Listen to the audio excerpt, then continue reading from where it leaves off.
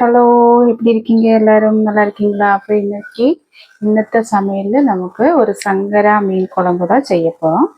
அதை எப்படி செய்யறதுன்னு பார்க்கலாம் வாங்க. நமக்கு சங்கரா மீனெல்லாம் கழுவி க்ளீன் பண்ணி வச்சுருக்காங்க. உங்களுக்கு காமிக்கிறதுக்காக தான் இந்த மாதிரி எடுத்துருக்கேன். இதோட பேலன்ஸு வேறு வச்சுருக்காங்க. அப்போ நமக்கு இது எப்படி பண்ணுறதுன்னு பார்க்கலாம் வாங்க. இப்போ இதே மாதிரி ஒரு பேன் அடுப்பில் வச்சுருக்கேன். இப்போ பேனெல்லாம் சூடாகி ஆயில் ஊற்றிக்கலாம். எண்ணெய் காஞ்சிருச்சு. இஞ்சி பூண்டு போட்டுக்கலாம்.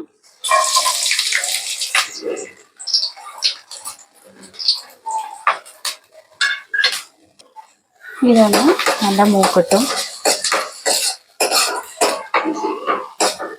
இப்போ நமக்கு கருவேப்பிலை போட்டுக்கலாம்.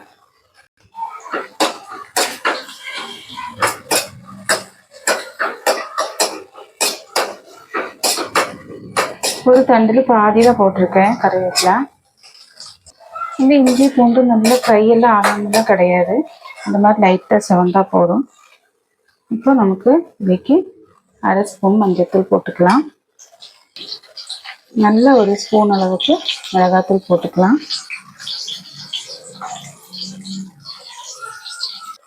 1/2 ஸ்பூனுக்கு மல்லித்தூள் போட்டுக்கலாம். இதை லைட்டாக இந்த எண்ணெயில் சூடு பண்ணிக்கலாம். ரொம்ப வறுபடணும்னு அவசியம் கிடையாது. இந்த மாதிரி லைட்டாக போட்டுக்கலாம். இப்போ நமக்கு இதுலேக்கு 1 கப் அளவுன்னு தேங்காய் துருவியது போட்டுக்கலாம்.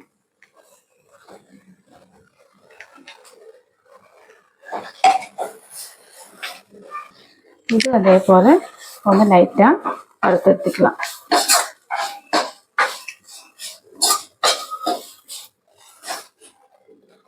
ஸ்டவ் லோ ஃப்ளேமில் வச்சு நல்லா வறுத்தெடுத்துக்கலாம்.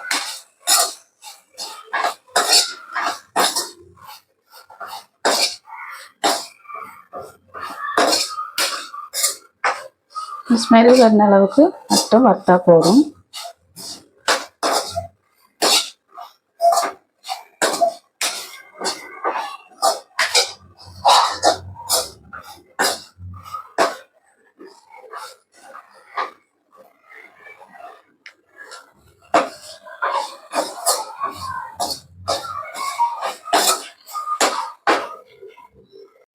இந்த மாதிரி கொஞ்சம் லைட்டாக வறுத்தாச்சு. நமக்கு ஸ்டவ் ஆஃப் பண்ணிவிட்டு இது ஆற வச்சுக்கலாம். ஆற வச்சு ஃபைன் பேஸ்ட்டை அரைச்சிட்டு வந்துடலாம். நமக்கு இதே போல் ஒரு பேன் மறுபடியும் அடுப்பில் வச்சுட்டு ஸ்டவ் பற்ற வச்சுக்கலாம். சட்டி காஞ்சதுக்கப்புறம் இப்போ சட்டி காஞ்சிடுச்சு. ஆயில் ஊற்றிக்கலாம். இப்போ எண்ணெய் காஞ்சிருச்சு. கோகோனட் ஆயில் தான் ஊற்றிருக்கேன். 1/4 ஸ்பூன்லேருந்து கடுகு போட்டுக்கலாம். 1/4 ஸ்பூன் அளவுக்கு வெந்தயம் போட்டுக்கலாம். 2 பொரிஞ்சவுடன் சின்ன வெங்காயம் கொத்தி அரிஞ்சு சின்ன வெங்காயம் போட்டுக்கலாம். கருவேப்பிலையை போட்டுக்கலாம். 2 பச்சை மிளகாய் போட்டுக்கலாம். இது நல்லா வணக்கி விடலாம்.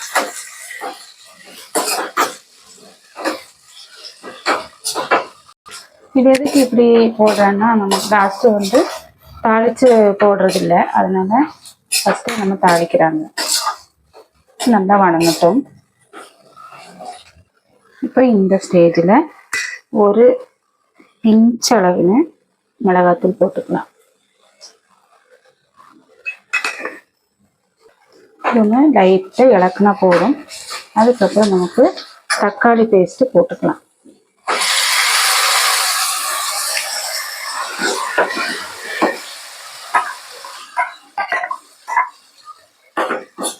நல்லா வணக்கினதுக்கப்புறம் பச்சை ஸ்மெல்லு போனதுக்கப்புறம் இது நல்லா பொரிச்சாச்சு. நமக்கு இது கூட அரைச்சி வச்சிருக்கேன்னா இந்த தேங்காய் பேஸ்ட்டு போட்டுக்கலாம்.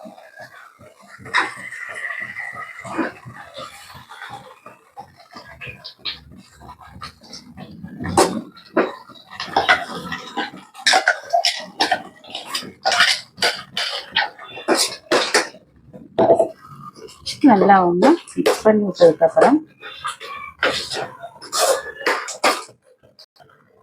எப்படி நல்லா மேலே மேலே பொட்டி தெறிக்கும், பார்த்து தான் செய்யணும்.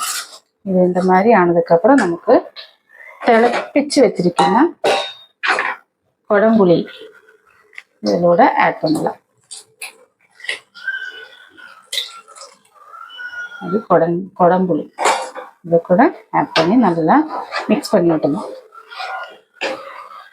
இப்போ நம்ம திளப்பிச்சு வச்சிருக்கிற குடம்புளி எல்லாம் இது கூட ஆட் பண்ணியாச்சு. நமக்கு இதுக்கு தேவையான அளவுக்கு உப்பு போட்டுக்கலாம். நான் ഇവിടെ 1 ஸ்பூன் அளவுக்கு உப்பு போடுறேன். பத்தலைன்னா நமக்கு இன்னும் கொஞ்சம் கூட இனி உப்பு பார்த்துட்டு தேவை இருந்துச்சுன்னா நம்ம போட்டுக்கலாம். தண்ணி தேவை இருந்துச்சுன்னா மறுபடியும் நமக்கு கொஞ்சம் தண்ணி ஆட் பண்ணலாம்.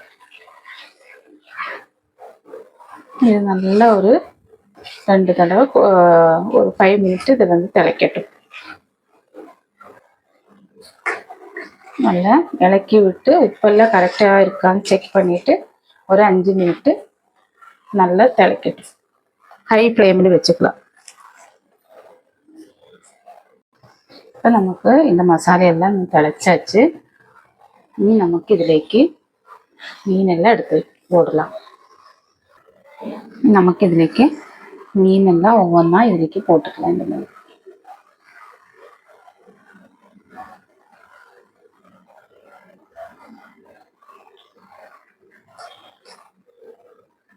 இப்போ നമ്മുടെ മീനെല്ലാം ഇതിലേക്ക് போட்டாச்சு. இது ஒன்று லைட்டாக ஒன்று மேலோட இலக்கி விட்டதுக்கப்புறம் ஒன்று நல்லா ஒன்று குறுகட்டும்.